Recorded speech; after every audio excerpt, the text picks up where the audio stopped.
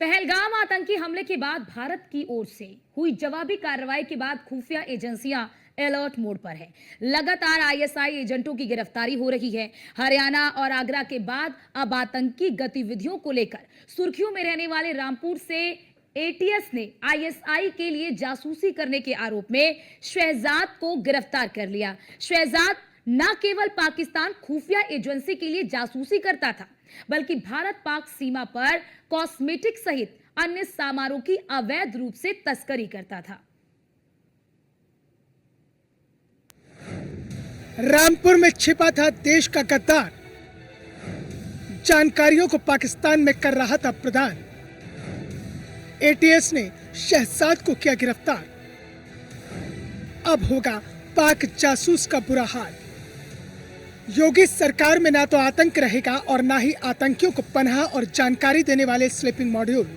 पाकिस्तान के लिए जासूसी करने वालों के ज़मीर को कानून की जद में जमींदोज कर दिया जाएगा। यूपी के सीएम योगी आदित्यनाथ की आतंक पर स्ट्राइक जारी है, लिहाजा यूपी की तमाम सुरक्षा और खुफिया एजेंसियां यूपी के कोने कोने से पाकिस्तान खुफिया एजेंसी आईएसआई की मदद करने वाले पाक जासूसों को पकड़कर न केवल सलाखों के पीछे पहुंचा रही है, बल्कि उनका ऐसा इलाज बांध रही है कि आने वाली 7 पुश्ते भी जासूस नाम से खौफ खाने लगे। हाल ही में आतंकी गतिविधियों को लेकर सुर्खियों में रहने वाले रामपुर का पाकिस्तानी खुफिया एजेंसी आईएसआई से एक बार फिर संपर्क सामने आया। एटीएस ने आईएसआई के जासूसी करने के आरोप में टाडा के रहने वाले शहजाद को गिरफ्तार कर लिया। शहजाद न केवल जासूसी करता था, बल्कि कॉस्मेटिक, कपड़े और मसाले आदि अवैध रूप से पाकिस्तान ले जाता था और वहां आईएसआई अधिकारियों से मिलकर सेना की जानकारी देता था। उसके कई बार पाकिस्तान जाने की जानकारी भी मिली है। शहजाद भारत पाक सीमा पर तस्करी और जासूसी की गतिविधियों में लिप्त था। जांच में यह भी पता चला है कि शहजाद संवेदनशील भारतीय सैन्य जानकारियां आईएसआई को भेजता था। व्हाट्सएप, कॉल, चैट और अन्य डिजिटल माध्यमों से पाकिस्तानी एजेंट से जुड़ा हुआ था। वह भारत विरोधी गतिविधियों को अंजाम देने के साथ भारतीय सिम कार्ड भी उपलब्ध कराता था।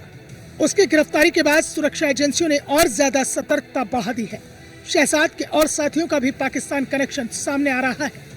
ये कोई पहला मौका नहीं है कि रामपुर से पाक जासूसों की गिरफ्तारी हुई हो, बल्कि इससे पहले भी रामपुर से भारत विरोधी गतिविधियों में लोगों की गिरफ्तारी होती रही है। उधर शहजाद के पाक जासूस होने की जैसे ही टाडा के लोगों को जानकारी हुई तो सभी हैरत में पड़ गए। सभी के पैरों तले से जमीन खिसक गई।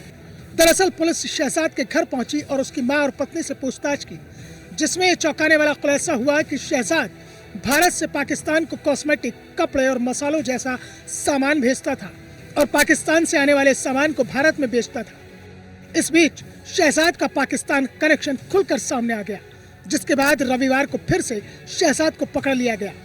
फिलहाल पाक जासूस शहजाद से पूछताछ की जा रही है, क्योंकि संभावना जताई जा रही है कि शहजाद के सीने में कई राज दफन है जो वो पूछताछ में उगलेगा।